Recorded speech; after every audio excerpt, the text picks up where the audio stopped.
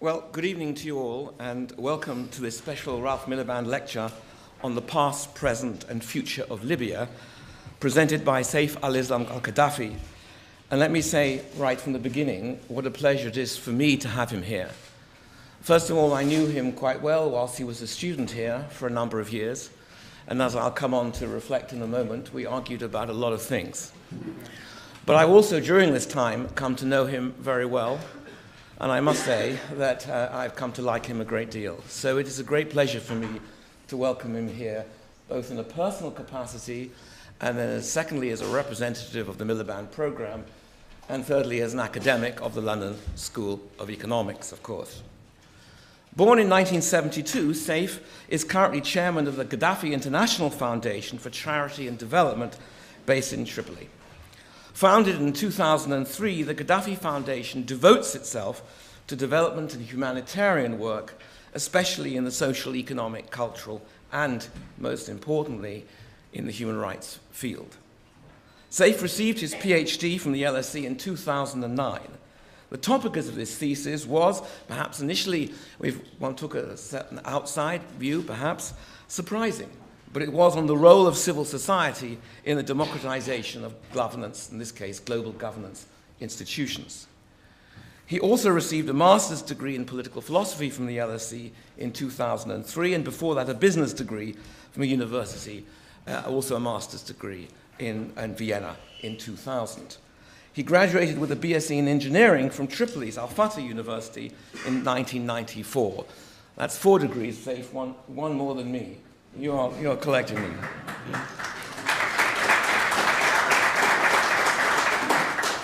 Saif is committed to resolving contentious international and domestic issues through dialogue, debate, and peaceful negotiations. Among his successful interventions was the release in the late summer of 2000 of Western tourists who were taken hostage in a Malaysian diving resort by a radical Islamic organization based in the South Philippines. With his own country, Saif has spearheaded efforts to open discussion with Islamic militants about the nature and form of their struggle in order to find ways of bringing them back into the political process. As a result of this dialogue, the leaders of the Libyan Islamic Fighting Group issued a manifesto renouncing violence and disavowing links to al-Qaeda, while the Libyan authorities subsequently released more than 200 prisoners to their families. If you haven't read this document, it is worth reading because it is a very unusual publication based on dialogue between a number of committed people seeking to find a way through issues that are potentially the cause of violence to find a discursive, negotiated way forward. Saif recently received the award, the Champion of Cultural Inclusion Award from the Islamic Friendship Association of Australia. The awards committee noted his success was based on the use of the language of soft power, that is, the language of dialogue. I've known him for many years. We've had a private dialogue on a huge range of issues, from Israel-Palestine to English idealism. We've agreed on some of these, and we've disagreed on a great many. But throughout this time, I've come to know Saif as someone who looks to democracy, civil society, and deep liberal values for the core of his inspiration. I look forward to hearing how he will apply these in his discussion of Libya this evening. So please join with me in giving him a very warm welcome.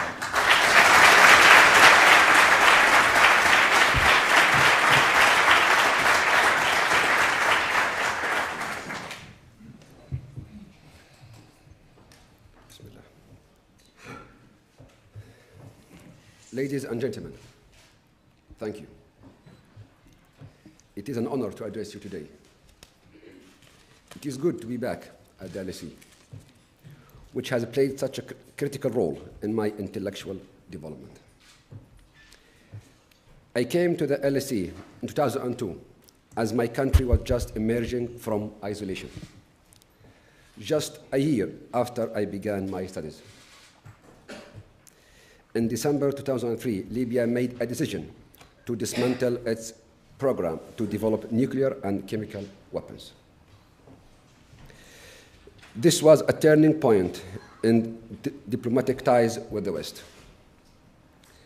Since then, Libya has seen the lifting of UN sanctions in 2004, settlement in 2008 of claims relating to the 1988 bombing of the US airliner over Lockerbie, together with the settlement of the Libyan claims involving dozens of victims in the 1986 US bombing of Libya. In 2007, we resolved the tragic incident involving 5 Bulgarian medics and 1 Palestinian doctor held in Libya for allegedly infecting children with AIDS virus. For young Libyans, particularly, this shift has seemed like a dream come true, a dramatic change, and a very welcome one. In this new phase, we began to look to find our own way to develop our economy and reform our political system. And furthermore, to adapt to a globalized, interdependent world. In the next 30 minutes or so, I would like to introduce my vision of participatory democracy in Libya based on a new version of social liberalism. First, I would outline the major challenges we face in our reform process in Libya as we move from a managed society to a free society, and from an artificial economy to a real economy. I will then turn to the specific policies and institutions I advocate for the Libya of tomorrow. No doubt, there will be some who will react with skepticism that I am presenting a version of participatory democracy in a region of the world that has been resistant to democracy, at least the dominant model of the Western party-based representative democracy. Scholars have sought to find explanations for the general absence of Arab democracies, as defined by the criteria of such organizations as Freedom House or the Polity Project. They often point to Arab culture or Islam, or levels of economic development. I am certain that the problem is not Islam, which has a long history of tolerance, of consultation with the people, and of economic and scientific development. Islam is not incompatible with democracy and does not discourage the emergence of attitudes favorable to democracy. One major problem is the legacy of colonialism and the fact that many Arab states have relatively new boundaries formed when Europeans established colonies after the collapse of the Ottoman Empire. Most Arab states have no traditional established communities or national identity, which provides an important basis for successful democracies. We have largely had a pan-Arab identity. In Libya, we have had no tradition of civic culture of participation in public affairs or established political culture based on rights and obligations and commitment to the public good. Instead, we have a historical legacy of distrust of a central administration run by foreign colonial powers. The territory of modern Libya was under Turkish rule from the 16th century to the outbreak of the World War I. In 1922, when the Italian Fascist Party assumed power in Rome, there was a brutal policy of subjugation of Libyans by force. With independence in 1952, Libya was ruled by a king whose legitimacy rested on his position as a head of a major Sufi religious order and based on support of major tribal groups. The king banned political parties, which is still in effect until now. After that, revolutionary thoughts and indoctrination prevailed for 40 years. All these facts make it harder to create a modern democracy. Geopolitics is also an important factor in making it difficult for democracy to thrive in the region. Interstate conflict in the Middle East, the Arab-Israeli conflict, serves to reinforce authoritarian political and security structure. Arab states spend 3 times more on security than NATO countries as a percentage of GDP. But there is another problem of economic structure that has a profound effect, the so-called oil curse. In an oil-rich country, the state has cash from the inherited prosperity of natural resources and does not need to reach any form of social contract with its people about taxation in return for a voice in governance of the state. Nor does it need a vibrant market sector to create prosperity. 11 of the 16 Arab states are so-called rentier states that suffer from the problem of the oil curse. Of the 23 states in the world that receive the majority of their export earnings from oil and gas, not one is considered a democracy by Freedom House measures. Oil-rich states have a heavily centralized bureaucracy because it is the recipient and distributor of the oil wealth. Citizens have an incentive to remain passive and seek a share of the pie through the capability to support, bribe, and stay close to those who distribute state wealth.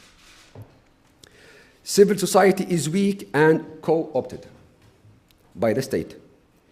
There is little entrepreneurship since most people in business service the state or its oil sector or otherwise feed off government contracts. The best and brightest young talent typically work as representatives of foreign oil companies. So, historical legacies, culture, and oil curse present daunting challenges. Yet, we must find a way forward to achieve a truly democratic society. I believe democracy should maximize political participation. Democracy should ideally be what it literally means, rule by the people. It may be difficult to build democracy in our part of the world, but there are also very serious problems with democracy in Western countries too. Modern representative democracies in the West have fallen far short of the ideal of participation and rule by the people. In the US, with its winner-take-all plurality voting system, a member of the House of Representatives is often elected with the vote of just 1 in 5 eligible voters. Even in years that set records for voter participation for a US presidential election, 1964 and 2008, the turnout just breaks the 60% mark of eligible voters. This means that 40% of eligible voters did not participate at all. And usually about half of those who do participate support the losing candidate, meaning that only about 25 to 30% of the eligible electorate gets a representative for whom they actually voted.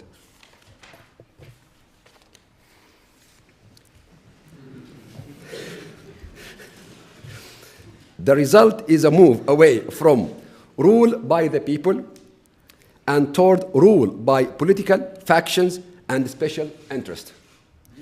The Pew Research Center report, published last month, found that over 75% of Americans agree with each of the following statements. elected officials in Washington care only about their careers. They are influenced by special interest. They are unwilling to compromise. They spend too much money and they are out of touch with the people. Other representative democracies with different electoral systems also have serious problems. A proportional representation system does give citizens a more direct impact on political power because it increases the number of effective votes and the number of winners. But multi-party voting based on percentage of the vote has its own problems, such as unstable coalition and the absence of a majority-based government. Over the past 3 decades, Libya has conducted a grand-scale social experiment to try to create an alternative to the dominant model of party-based representative democracy, a democracy based on the principle of direct participation, of the spirit of ancient Athens.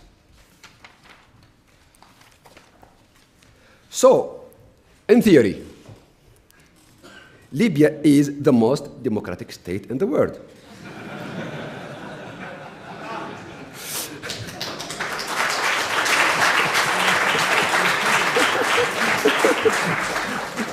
because in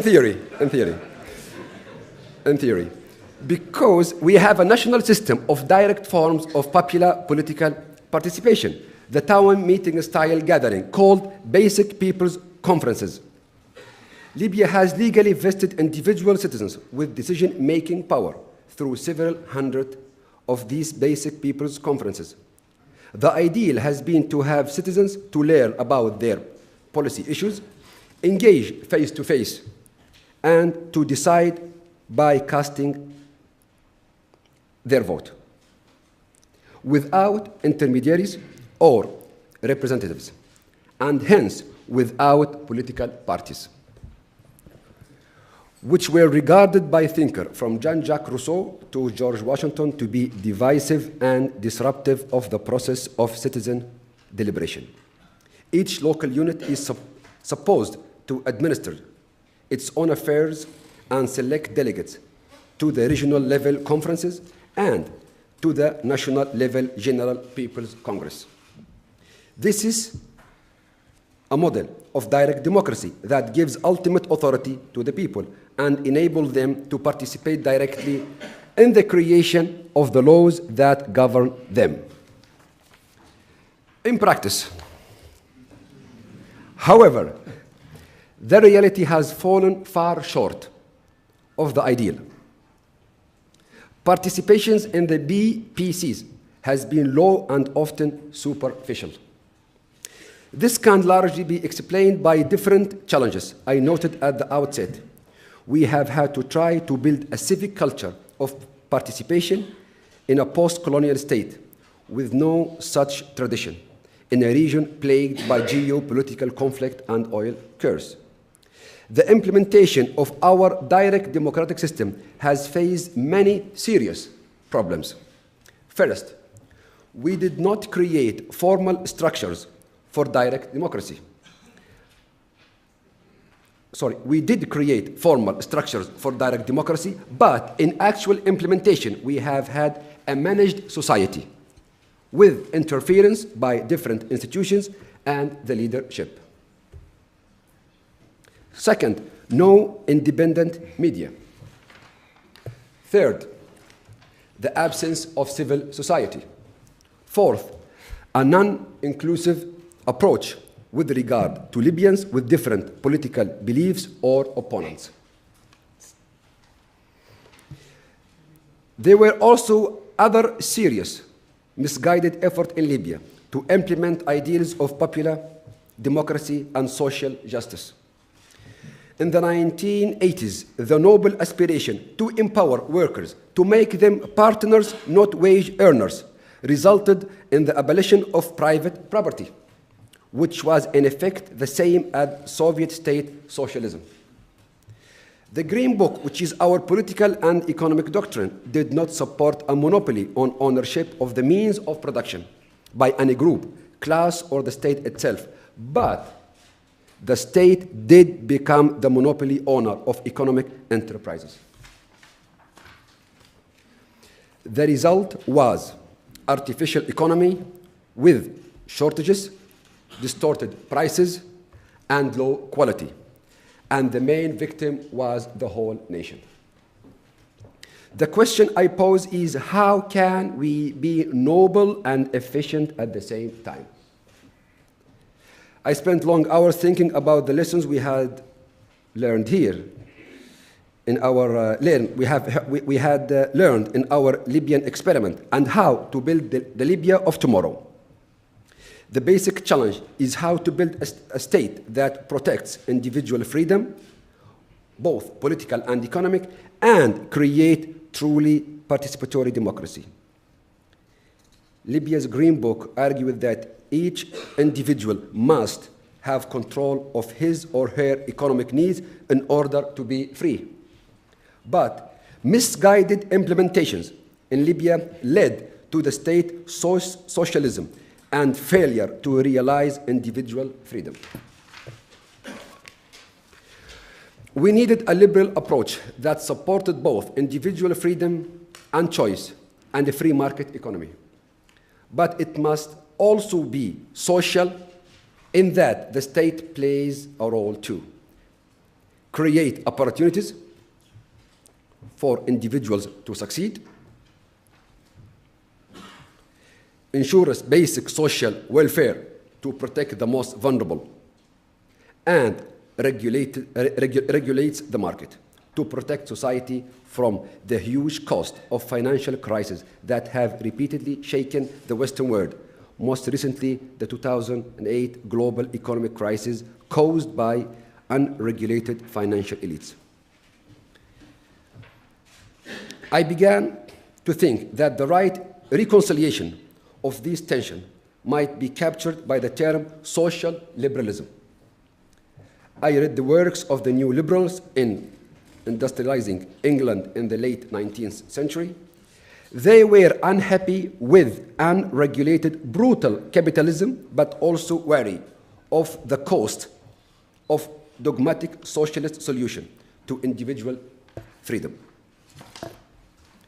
This literature had largely been forgotten as a source of ideas for those critical of neoliberal economics. Yet, we were fully aware of the dangers of state socialism.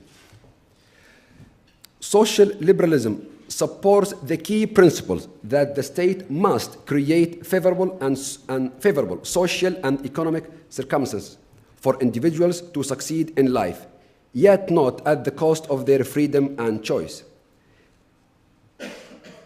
In our social and economic policy, I have supported social liberal measures based on the capability approach of Amartya Sen, which focuses on increasing the freedom as individuals to pursue their own values and ensure the opportunity to participate in society and political life. We have implemented this through an asset-based social welfare policy based on the principle that issues of social inequality should be addressed through empowerment of citizens with skills, capital, and opportunities. I have advocated a series of specific measures designed to move from a social state to a social liberal state, and from a rentier state to a capability building state. This is based on a series of public to private, P2P measures that transfer wealth from the state to private hands in order to empower individuals, but not at the expense of others. First, I supported the creation of the Libyan Economic and Social Development Fund, the ESDF, which undertook a one-time poverty alleviation measure to create a more just initial distribution of wealth. This has already distributed assets in state enterprises to 188,000 of the poorest families in Libya by transferring over $10 billion in assets, all AAA shares, in 130 of Libya's best state enterprises.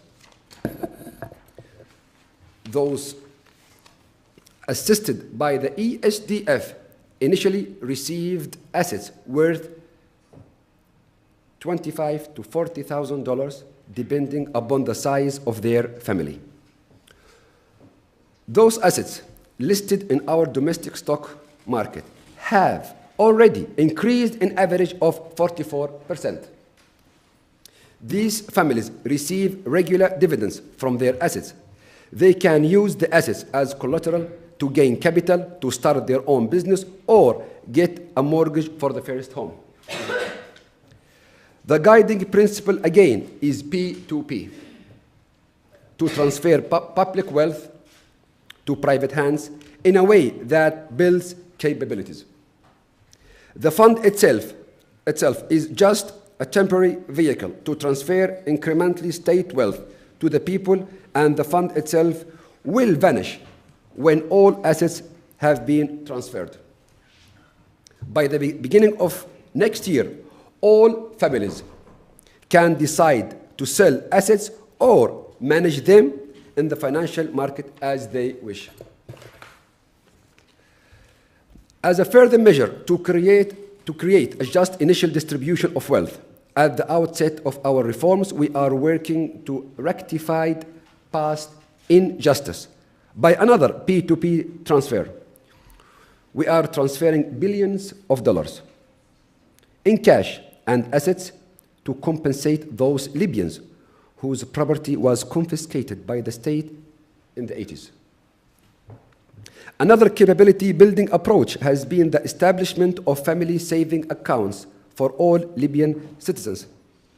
That state transfer public wealth to private by matching dollar for dollar, all saving by our citizens.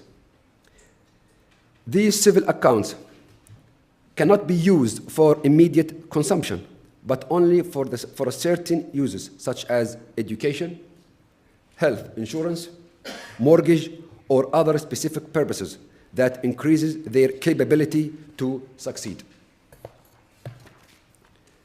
We have also supported specific policies to ensure that a certain minimum guarantee of basic welfare is offered to those in need. For example, the unemployed, disabled, or single mothers.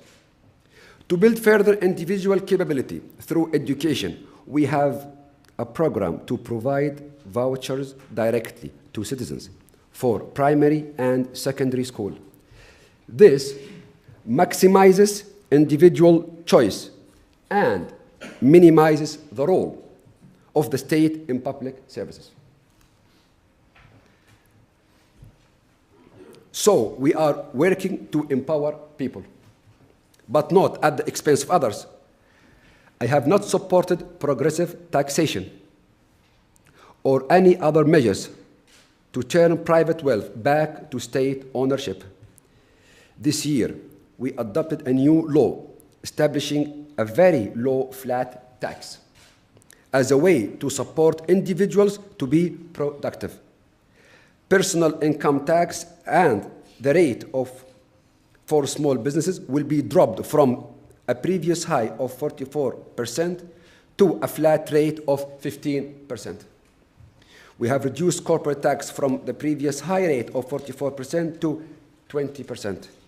Tariffs are set across the board at 4%. I advocate these policies to build individual capabilities among all our citizens. But we will not succeed unless we change the structure of our oil-dominated economy to a diversified, healthy, and competitive one. This will create a proper structural basis for genuine participatory democracy and for genuine entrepreneurship.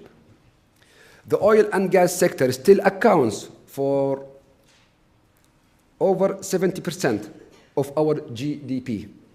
Libya has the largest proven oil reserve in Africa, and we expect soon to be in the top 10 oil exporters in the world.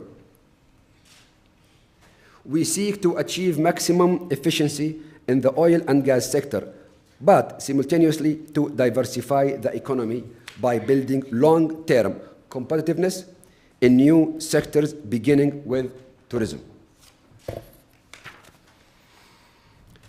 To develop an income stream independent of fluctuations in oil price, we have transferred $65 billion of our oil profits to our sovereign wealth fund, the Libyan Investment Authority.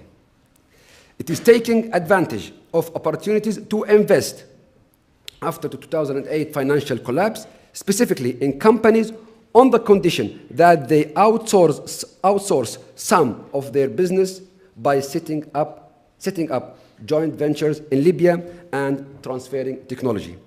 For example, we are working to develop a cluster in the pharmaceutical industry.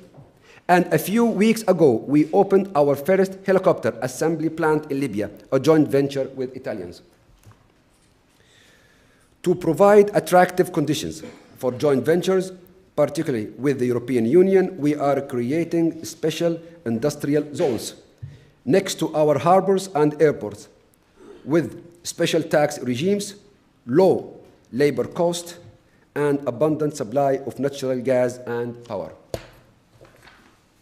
Further, we have created $20 billion fund to stimulate local investment in industry, tourism, and real estate in order to create jobs and diversify the productive basis of our economy and broaden the non-oil tax base.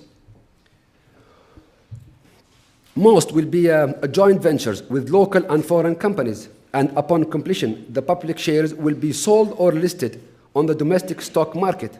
Again, the principle is to transfer public wealth to private individuals to create opportunities for our people.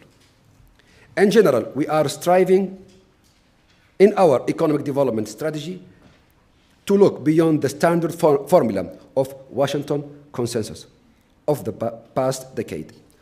While there may be one economics, there are many recipes for economic development. Economic growth policies must be tailored to each country. It is not just a matter of liberalize that or privatize that. The standard Washington consensus approach never emphasized that you must target the most important constraints blocking economic growth in each specific country, rather than immediate and unregulated privatization of all state-owned enterprises, as happened in Russia. We are first working to restructure our enterprises, working to put in place competent management, tasking them with realizing competitive business plans. Then we proceeded to transfer public to private according to our Libyan model of privatization. We do this by giving shares to company employees. We turn cadres of the state employees into shareholders in our most profitable companies like steel and cash cows of telecom and public utilities. So they get income from the market, not the state payroll. The challenge for us was to find those areas where reform will yield the biggest impact. We began immediately to work to increase access to capital for entrepreneurs. This is one of the most binding constraints to successful economic development because it limits the growth of small and medium enterprises, SMEs. Our Economic Development Board has worked to incubate new SMEs, opening a record 7 incubators in 1 year. It was hailed as the best SME program in Arab countries in a study at the University of Bahrain. With about 8,000 visitors in its first year, the program has approved almost 500 business plans with a total initial capital of $400 million. We also took immediate action to reduce the limit it takes to register a business in Libya from up to 2 months to just a few hours. To facilitate business and tourist development, I have advocated that we abolish our cumbersome visa regime.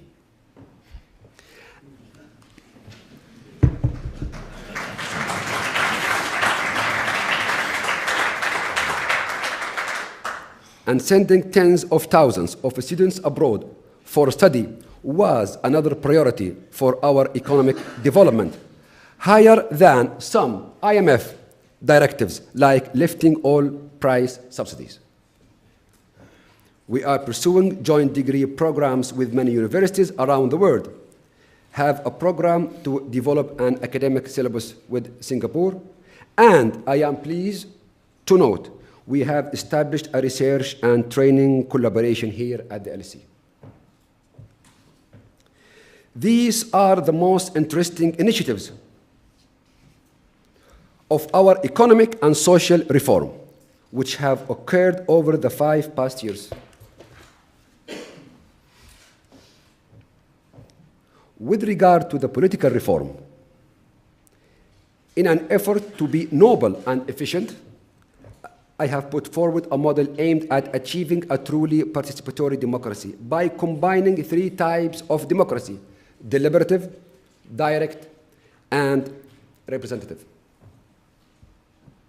The core of the model is based on an upgraded version of our direct town meeting style basic people's conferences, together with the national level first legislative chamber, the General People's Congress.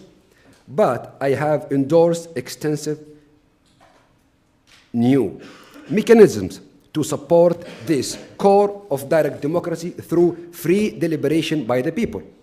In Libya, the authorities banned public deliberations outside the BPCs because it was seen as creating rival power centers to popular democracy. We are now working to conduct deliberative polls in a program with the Stanford University Center for Deliberative Democracy. The deliberative poll is a modern version of an ancient innovation devised in the first democracy in Athens, where small bodies deliberated on major issues before the vote of the larger assembly. We have also already conducted successful pilot projects to test a system of online deliberation, a form of Athens Online. We used new software and modern information and communications technology to inform citizens of draft laws, enabling them to enter specific comments in the margin of the documents while viewing them on the screen, and allowing them to create agendas for policy discussion at local town meeting style councils. This ICT-enabled system is designed to allow all Libyan citizens to deliberate on key policy issues efficiently and easily. This direct and deliberative democracy then needs to be supported by certain representative institutions for elite deliberation, like legislative committees. But I believe in the modern world where all citizens and democracies play roles as voters, participants in the market, and in civic organizations.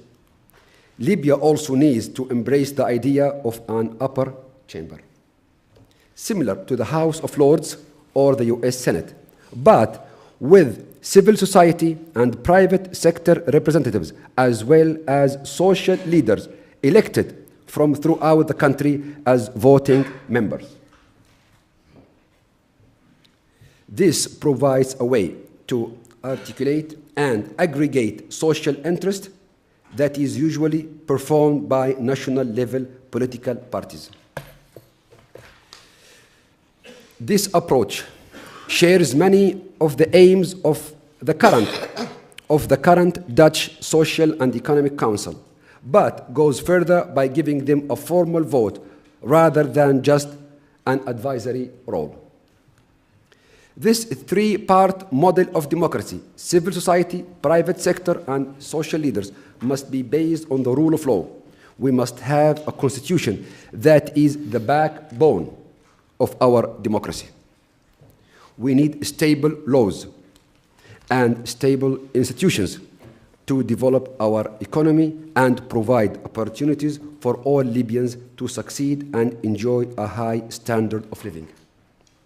The rule of law must cover all parts of the state, including civilian control of the army. We need governance based on merit and objective legal process, rather than loyalty to a person or tribe or political ideology. Finally, there are two fundamental factors for success, which are modern infrastructure and national reconciliation. We are spending almost $200 billion on housing and infrastructure, making Libya one of the biggest workshops in the world. And our national reconciliation process reached its peak last month. Last month, when the state released hundreds of ex-terrorists and even the leaders of the Libyan Islamic Fighting Group. This had been preceded by many steps. The return of hundreds of Libyans back home from exile, the compensation and return of confiscated assets to those treated unjustly by the state, compensation for all victims of a human rights violation, and lastly, the release of the last political prisoner in Libya. Torture and arbitrary arrest have now become history in our country.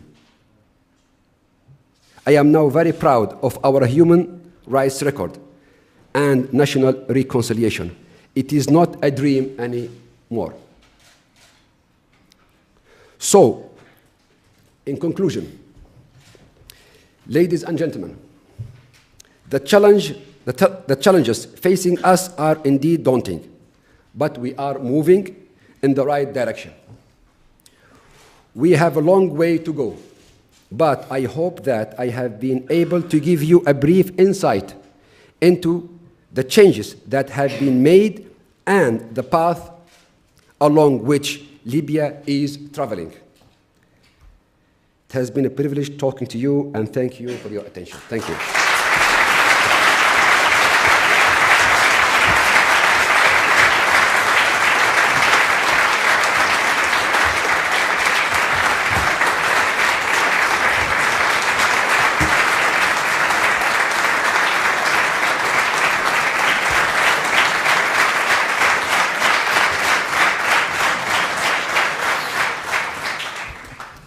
Must have brought your supporters here safe.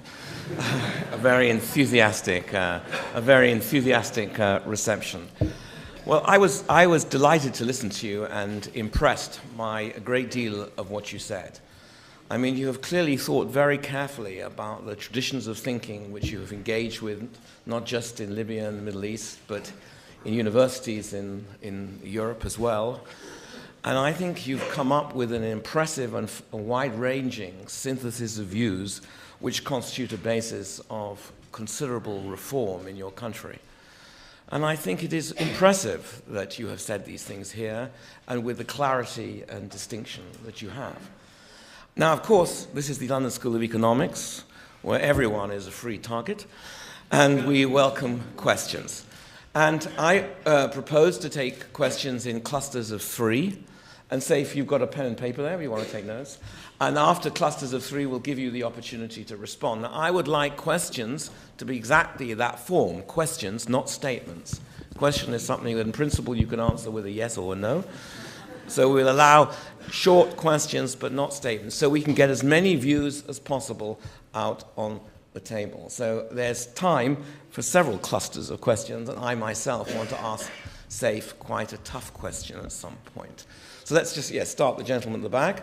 And we have a roaming mic that's going to come to you. If you could just say who you are and then your question, and that would be good. I don't know where the lights have gone. Thank you. Thank you, Saif, for the presentation. My name is Ala Tartir. I'm a PhD student here at LSE. In fact, my question, will you keep the Green Book? And in specific, what will be your main highlights to solve the Arab-Israeli conflict? Okay, that's two questions. No, this is my question. That's two questions. What about the Green Book? And that's question one. And what is about the deep-rooted conflict of Israel-Palestine? Yes, gentleman over there on the right. Ahmed al-Shaybani, an official spokesperson to Al-Jammar Media Center, Tripoli. If I could borrow the words of a local businessman in Libya, where he feels he's going through a honeymoon, and I specifically tackled him on the question of succession. Since he feels that the successful model of Syria and the brutal, nasty results in Iraq, he replied saying that I would rather see the Gaddafi dynasty rule us not for 40 years, but for 400 years, and not to give a chance to Uncle Sam to come and torture us. So from there, I would like to see why you cannot get from grassroots level the courage to announce your position as the crown prince, because many people in Libya, they see you the rising sun. All right, we've got that question. Of course, there's an issue of legacy and there's an issue of succession. And if you're talking the program of the rule of law and constitutional reform, there's a slight paradox in the succession where constitutionality and the rule of law are questioned. But many paradoxes have resolutions, and one, of course, is a test of popular legitimacy linked to a reform program, and we can come on to that. That's three questions plus a statement, which I shouldn't have made. I was just tempted to. Saif, do you want to pick up some of these issues? One more question. Take one more question, okay. I'm looking for, yes, the woman in front. We'll come back to you in a minute. Please.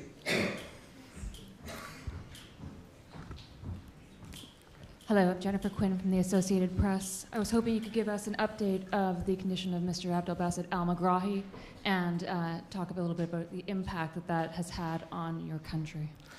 Excuse me, the first part of the question. Oh, I wanted to know about the condition of Mr. Abdel Basset al-Megrahi, please. And the impact of his return to your country and the issues around it. Okay, that's 4 issues. Let's start with those. Saif, you've got a few minutes, just a few, okay. And then I want to come back to the audience. Okay. I mean, first of all, about the Green Book, as I mentioned before, there was a big, huge, thank you, misinterpretation of many statements in the Green Book. So it was we manipulated many statements, we played with words, so it was a very bad translation of the Green Book. And the Green Book, as any other book, is subject to any criticism, or people they like it or not, with or against. So the Green Book is not the Bible or the Holy Quran. So it's a book where you have a lot of okay. Yeah, it's on. Okay. Many thoughts and ideas. You may accept them or not. But this one part. But the other part, that in the past we got many problems in Libya because of the misinterpretation of the Green Book. About the Palestine, it's not a secret anymore that I'm involved with, with the Palestinians, both sides, the Hamas and Fatah, in order to reach an Palestinian union and reconciliation, in order to be able to face the Israelis. and to negotiate for their rights and to, but, which is another tragedy in the Middle East, that now the Palestinians are fighting each other. And now our concern is not how to build a Palestinian state or to solve the issue of the refugees or to, to fight with Israel, or no, but now, I mean, the biggest battle and the biggest effort now is how to convince the Palestinians to sit together and try to find, to create one government and to join their efforts and be just one group, which is very difficult. So, I mean, it is very difficult, not with Israel, but with the Palestinians themselves. Yeah, so it's an irony, and it's a historical mistake for them to fight each other. So it's good for Israel. It's a big headache for me and for many others in the region. But I think we have to wait a long time until we see Palestinian national reconciliation and a united government in Palestine, let alone the Palestinian state. The question of the Crown Prince. Okay, I like this idea very much, but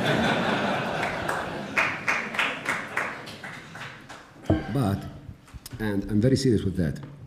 Of course, it's a nice idea. The monarchy, it's like here in UK, it's nice, but there is one point, that if we want to turn Libya into monarchy, and my father should be a king, and have to be the crown prince, and my family is the ruling family. So we are going, first of all, we're going backward to the monarchy time. Second, it means the revolution against the monarchy was a mistake, because you are replacing one family with another family.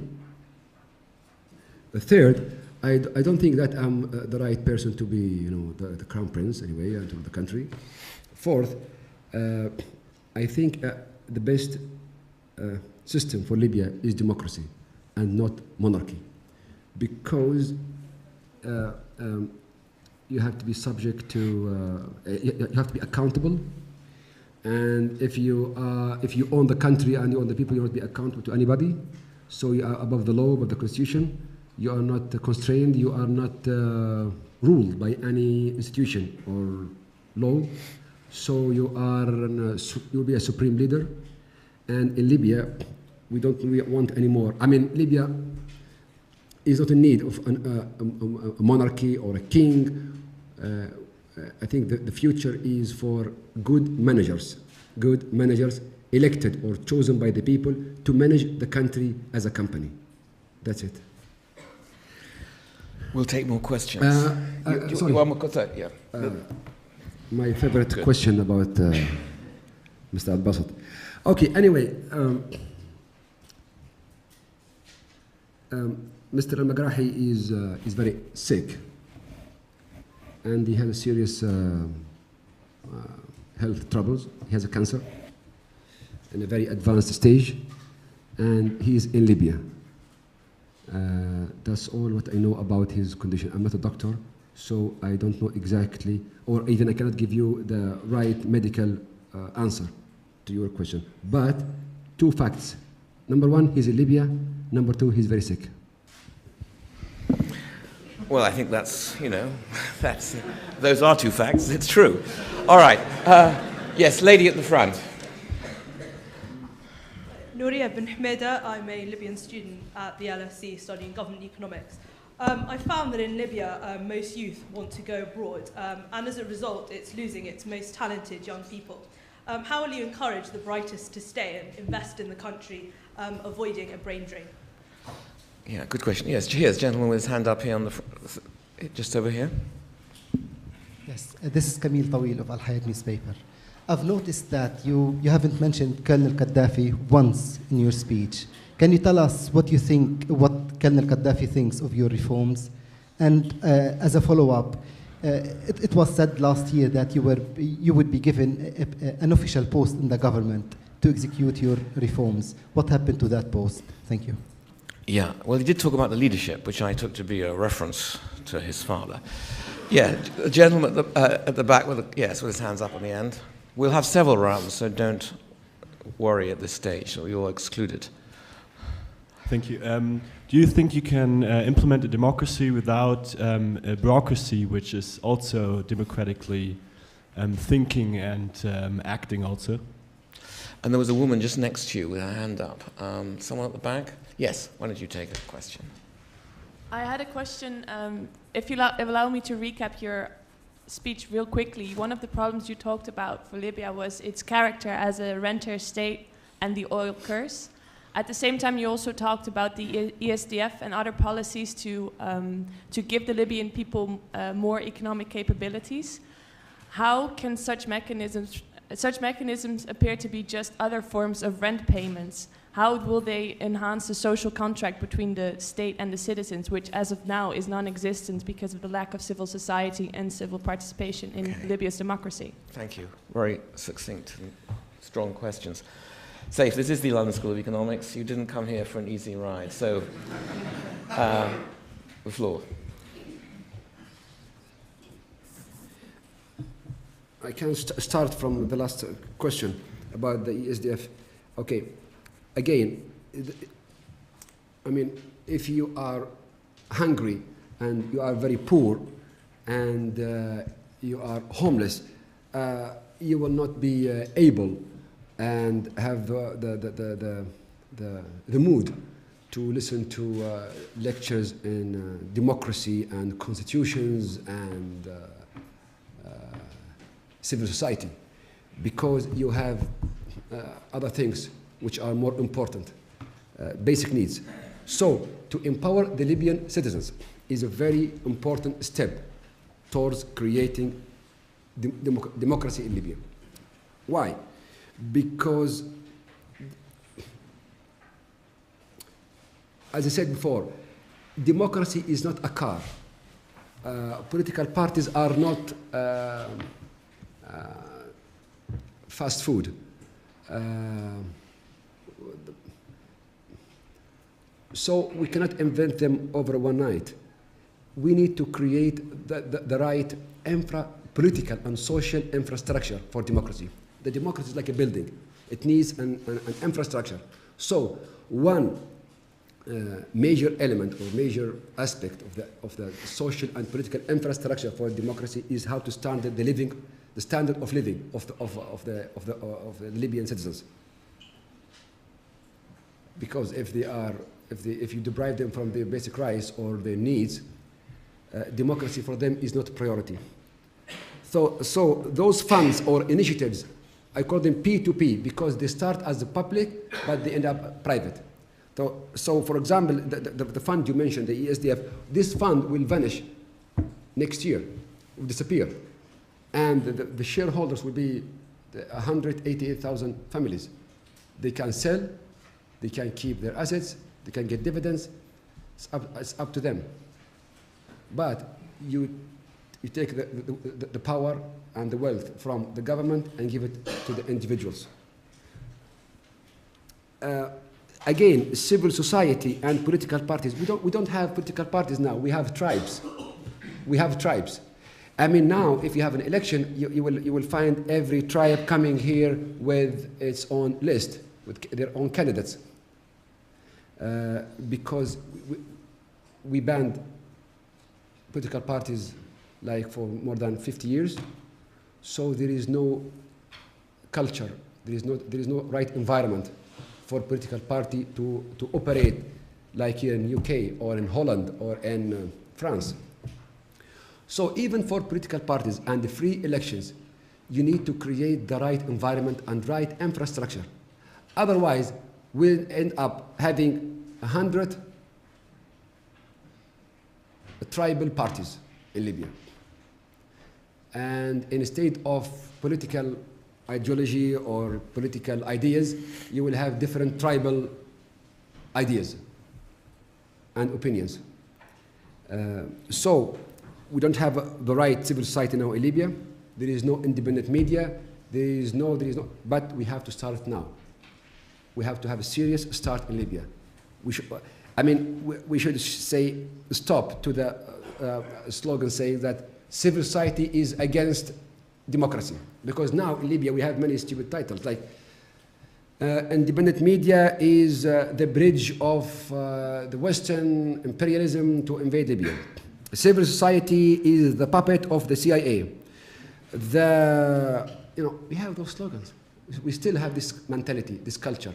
You have to get rid of this and to start to introduce the right ideas and concepts in order to build the right environment and infrastructure for democracy in Libya. But we cannot invent democracy overnight. It is not a car or a plane. The bureaucracy, there is one, still, okay. Brain drain. Okay, yes, we have thousands of doctors. The government sent them here to UK to study, and they did graduate, and they stayed here. They said, we don't want to go back. Yeah, of course, because there is no comparison between the salary they get here in London or Manchester and the salaries they get in Tripoli or Benghazi in Libya. So that's why, again, you have to empower the people. Increase the standard of living of the Libyans. It creates the right environment there for foreigners and Libyans to come and work in Libya.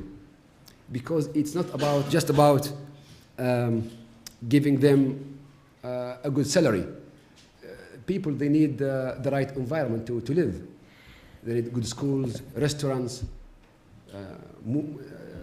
theater, cinema, security. So again, we are working to create the environment in order to stop the brain drain and to encourage even foreigners to come and work in Libya. But if you talked about today or yesterday or last week, yes, we're still suffering from this problem, brain drain. Another question about the bureaucracy. Yes, of course, without a system, without a bureaucratic mechanism, without bureaucracy, technocrats, you cannot implement your ideas, and you cannot change the society. That's right. And I'm glad to tell you that the bureaucracy in Libya and the government are all of them pro-reforms and not against. And don't listen to rumors that we have, like in Iran, the old guards, the conservatives, the reformers. No, in Libya we don't have this phenomenon. We have just one fact, that all Libyans, all of them, they want to go forward, they want to see a better future, they want to modernize their infrastructure, modernize their economy, to have peace, security, they want to increase their standard of living, they want to see millions of tourists coming to Libya, they want to travel without visa, see people coming without visa to Libya, they want to have better schools for their children, like any other people in the world. So in Libya, all of us, we are pro-reforms, pro-going forward and not backward. The last question I got is about my father, that I didn't mention my father. I don't like this question. Yeah.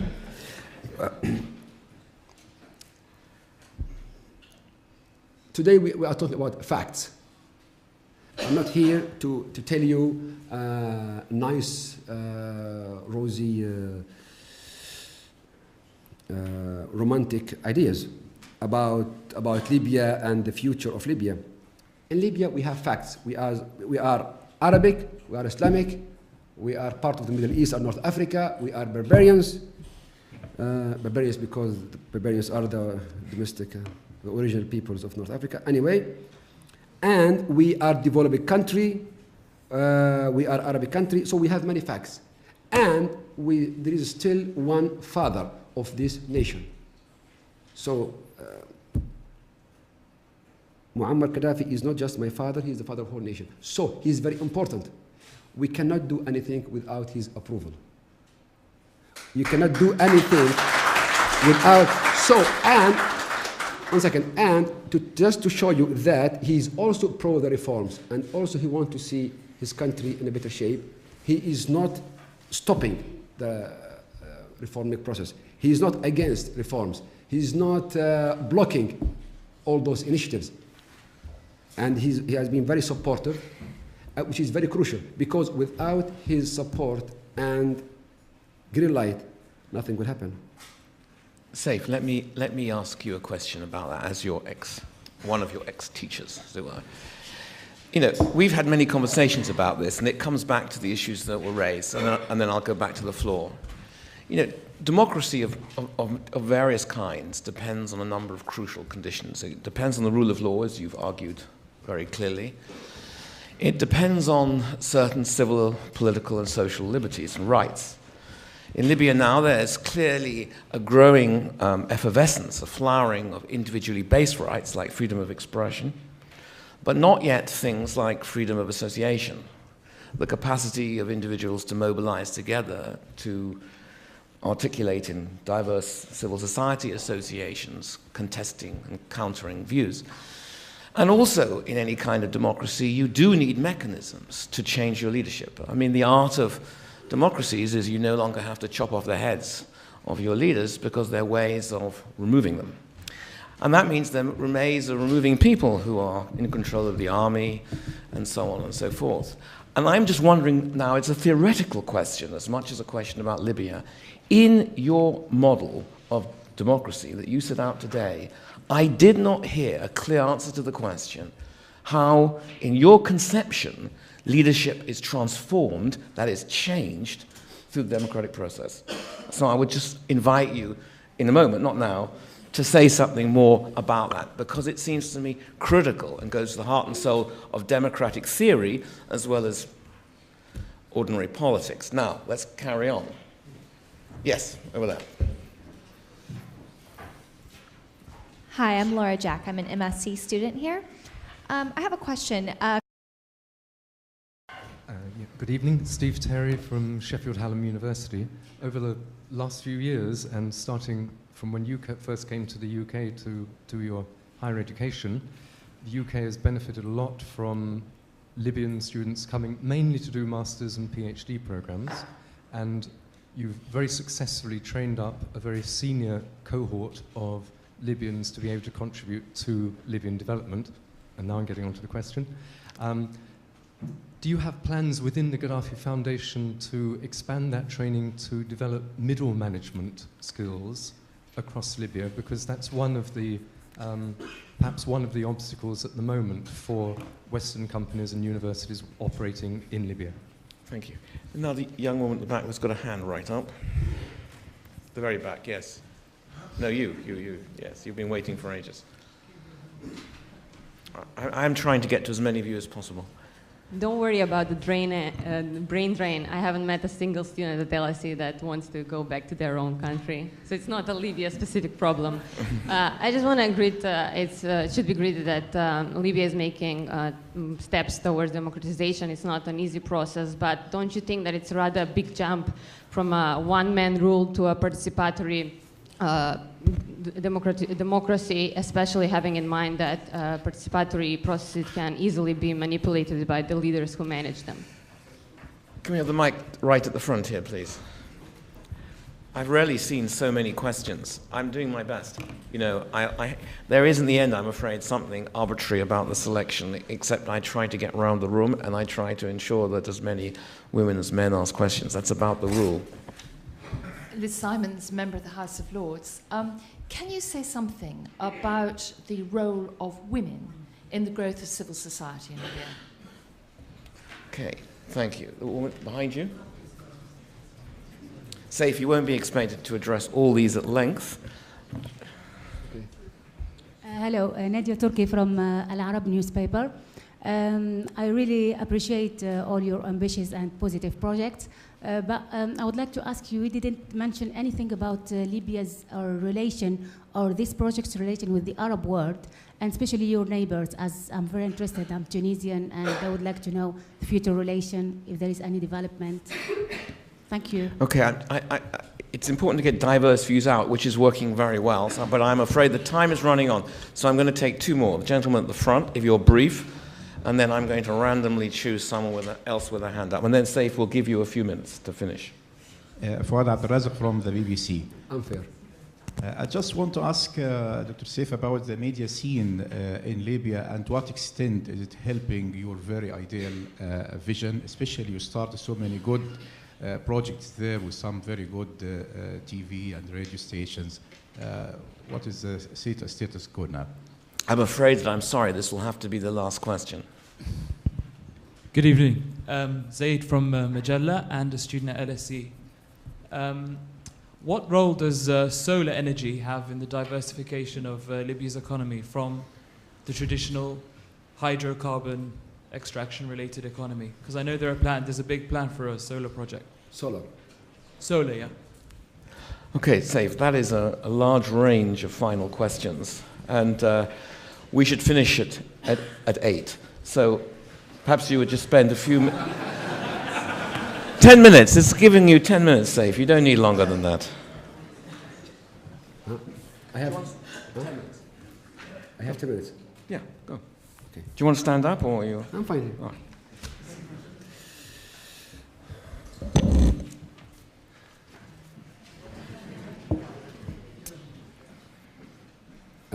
Tourism.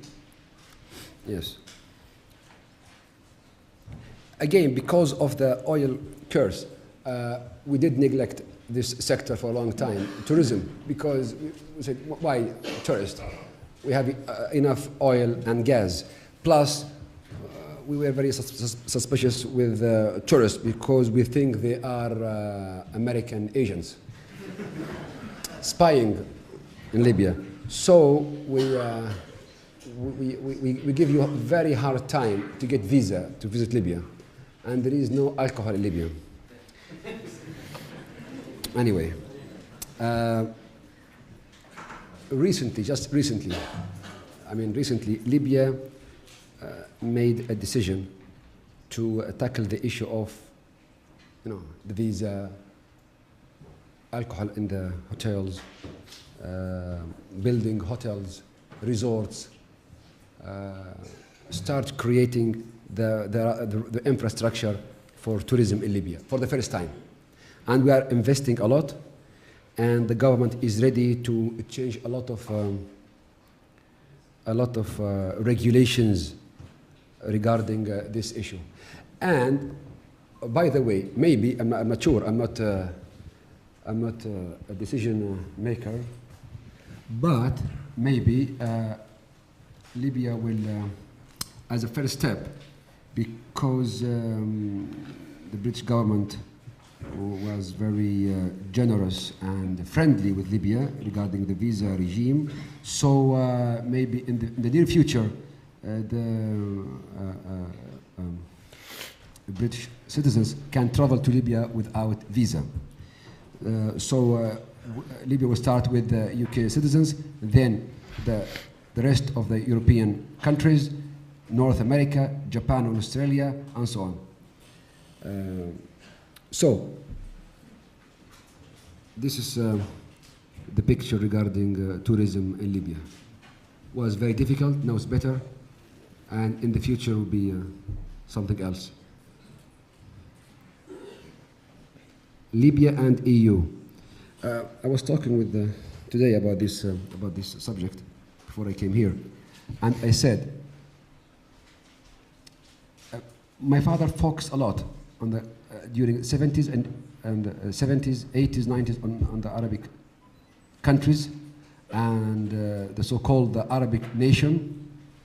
But after 40 years, he discovered that it was just a dream. It's even impossible to unite the Arabs in one nation. It's very difficult to convince Arabs. They are very stubborn, very difficult people. He moved to Black Africa. And he concentrated a lot on Africa. He managed to create the African Union. My father working very hard to convince the African Union, African countries to establish their own the union institutions like African Central Bank, African Army, African government, which is good so far. But for me, I said this before and I will say it again. We cannot and we shouldn't neglect and undermine or underestimate the European and Mediterranean dimension. Because Libya is a Mediterranean country, so it's a fact, geographical fact, and our biggest trade partners are the Europeans, not the Africans, not the Arabs. And biggest oil clients for us are the Europeans. We send our people to study in Europe. The tourists, we are building hotels for Europeans, not for Africans. It's just fact. It's true. So, and we are getting technology and know-how from Europe. So Europe and the Mediterranean is very important for us. In the past, it was in the past, and now and in the future. It has been for thousands of years, even during the Roman Empire. Libya was part of the Roman Empire. So the European dimension and the Mediterranean dimension is very vital for the future of Libya. And hopefully soon we will sign the partnership agreement with the European Union before the end of this year. This will go to be a very historic moment for Libya. About the SMEs and LIA, yes, Libya is encouraging Libyans to create their small and medium-sized companies and encouraging also craftsmen and small and middle-sized companies from abroad to come and operate and function and do business in Libya. And we start with, for example, with the Italians. So you can eat a nice pizza and pasta in Libya. With the LIA, yes, the Libyan Investment Authority is ready, and they should, of course, be ready to talk to anybody who wants to do business in Libya. We invest in your country, in company. We can invest in your company, be a shareholder, in order to transfer technology and do business in Libya. This is part of the business of the LIA, part, not all. But of course, this is a very important function in the LIA. So for anybody who wants to do transfer the technology or outsource the business in Libya and wants Libya to invest in his company, he is more than welcome. About the direct democracy and the Green Book and my father. By the way, the concept of participatory democracy and direct democracy, it is the idea of my father. It's the Green Book. So we are not against each other, but the difference that, and we want to do it in a more serious and efficient way. This is the difference. We have to be serious with that and very efficient. Otherwise, it will be looked by like another question about the governance in Libya. The best example I can present today. That's it? Okay. The best example I can give today, that Libya soon, we will start structuring the whole local governance in Libya for the first time and training the local governors and the mayors, which is a very step forward, very important. So we do train middle people or middle managers or small managers, if you want, not just the top people. The women and the civil society. Just last month, we were approached by a group of Libyan girls, and they came to me and said, we want to create an NGO in Libya to empower the Libyan women. And I told them that the woman in Libya is too powerful.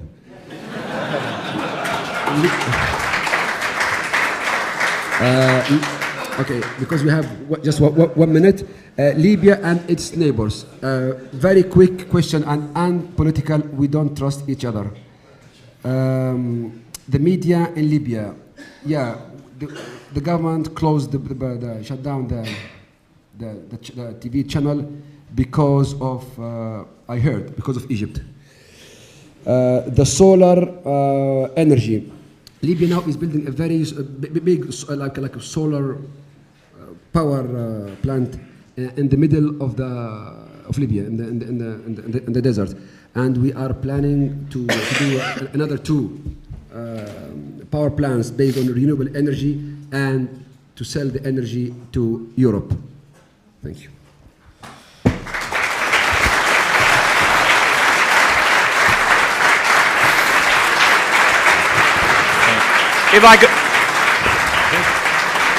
If I could have your attention just for one moment.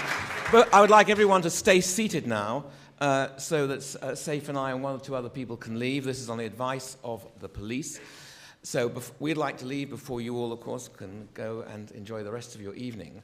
I want to thank you all very much for coming. I want to thank you for your excellent and succinct questions. I think I've forgotten to thank someone else, so I should thank Saif. Thank you, Saif, for your, very serious encounter with a whole range of questions about the reform of your country, from the economy to society to culture and to the political system. I think you only have to come back to the LSE for a short course on issues to do with the entrenchment of the rule of law, civil and political liberties, and the changing of leadership through the democratic mechanism. But apart from that, you are well on the way, and we wish you well.